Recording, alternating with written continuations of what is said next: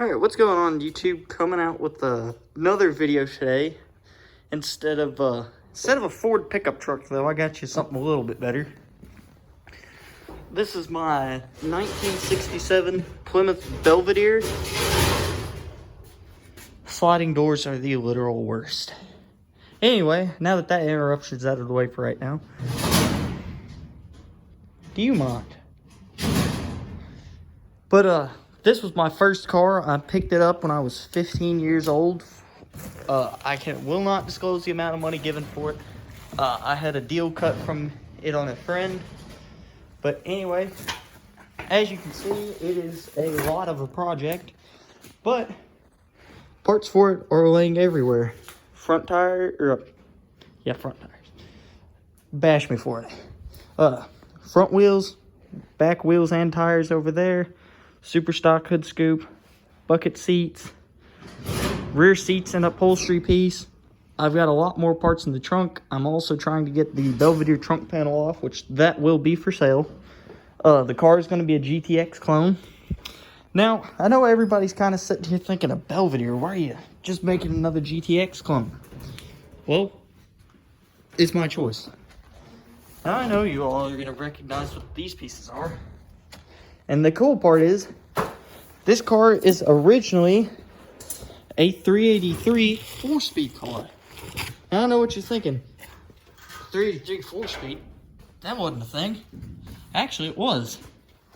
Before the Roadrunner, you could get a 383 4-barrel 4-speed Belvedere in 66, 67, and I'm not sure so much about 65 and before. Somebody'd have to quote me on that one.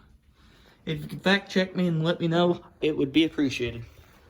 But anyways, there were only 928 383 4-speed 67s produced. And this is one of them.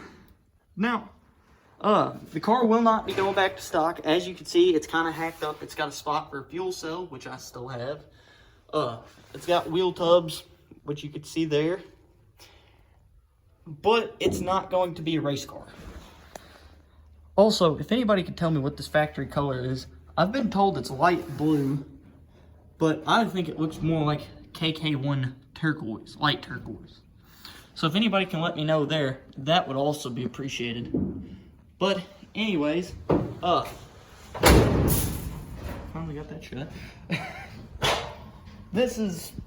It's my first car. It's been in the works for a little while. I've got a 440 and a 4-speed to put in it, and then like you've seen, I've got I think the badge might just be sitting on it, but I've got a red, white, blue GTX badge for it.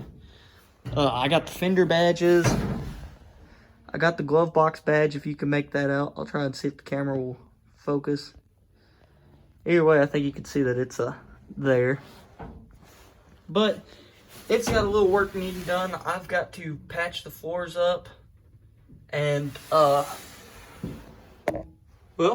patch the floors, quarter panels, and a trunk piece where a little mishap happened prior to me owning the car. The car was actually my dad's back sometime around 93 or 94 is when he bought it. And anyway, a few of his close friends passed away, and he kind of got out of cars, and he sold this one off. When it was sold off, it was the body was in the same shape as you see it here, besides the floor rust and the trunk spot, not the fuel cell, but there's another spot I didn't show you.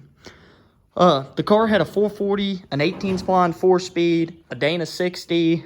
Yeah, I mean, from what everybody has told me, it was a pretty bad car back in the day. But anyway, Dad's buddies passed away. He ended up cracking the pistons in it and kind of sat around. One of his friends asked him what it would take to get the car. Dad told him $1,500 for all the parts back in the day and get it out of sight before he changes his mind. And anyways, the guy parted everything out, which, you know, he's the one I personally bought the car from. I don't want it to sound like I'm bad-mouthing him here, because I do like the guy. He's a great guy. And he did also help me out with a lot of parts for the car. He actually had given me a full bench seat interior for the car because he thought bench seats would be cool. I think it would look like your grandma's daily driver. So they rib me about that every so often. But, man, pipes, headers, even got an E-body header sitting over there. There's a 4-speed laying on the ground over there somewhere. Oh, there's my thumb. But it's just a work in progress. This car, I'll be posting more of it. Oh, better not cut my hand on that saw blade. I've got to get my garage cleaned out first and get some of this moved around and thrown away and everything else. And this car will be getting quite a bit posted up on it because this car is going to be running by the end of this year. Now, I know a lot of people think that's crazy, especially since it's 440 sitting over there bagged up. But the end of this year, it will in fact be running. Driving, not going to make that promise, but running. And then if you remember the ugly green Dodge from the last video, that's the 383 for it.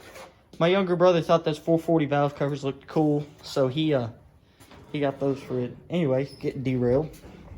I've got the pie pan, or the dual snorkel, not the pie pan. Somebody's going to get mad at me about that. But anyway, I got the dual snorkel air cleaner. It's going to get freshened up and cleaned up and everything. Got a Torque 2 intake for it, and I will be talking to a guy about an 850 Holly because, like I said, this will not be a race car. This is just going to be something that you can get out, smoke some tires, and have a little bit of fun with. Which, you know, hey, that's all you really need in the car. I mean, don't get me wrong, fast is fun. And this is good. I'm going to be shooting for about the 500 horsepower range on this car. But it's going to be going CC1 blue. I haven't decided white interior or blue. The bucket seats are white, but my back seats are black, and they need reupholstered. The foam and springs are good, but they need new upholstery put on them because it's incorrect upholstery. I've got to order door panels still, which that's going to come way later down the line. It's just, there's still some parts collecting, which, speaking of parts collecting, I will be showing up at the Indy swap meet next week. Mainly going to be trying to pick up a quarter panel for this car because I have one quarter panel to use for a patch, that yellow one you can see back there. But it's for the driver's side, and my passenger side, as you can see, is rotted out. So, anyways, we'll maneuver around the Snap-on cherry picker. It only costs you $99, $99, $95. There's the 8 3/4 that'll be going in it. A bunch of my other junk I've got, water pump housings, and what else? I'm not sure. I think those are mine. Don't know where that flywheel came from. But I've got heads and everything else. I think this is my small block, but I've got a big block set of these Mickey Thompson valve covers. But anyway, back to talk about Indy before I got sidetracked. I will be bringing this Duster grill and this other Duster grill here. Those will be for sale. I had a 71 Duster for a little while, but I ended up selling the car, and I don't have any need for any Duster parts. There's a new back bumper because mine's kind of bent up. There's keystones. And there's floor patches for the car. But anyway, guys, as oddball, off the rails, and derailed as this video was, mainly trying to get through all this junk, which will be getting cleaned up out of here.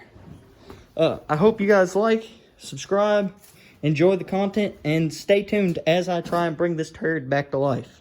Anyway, peace.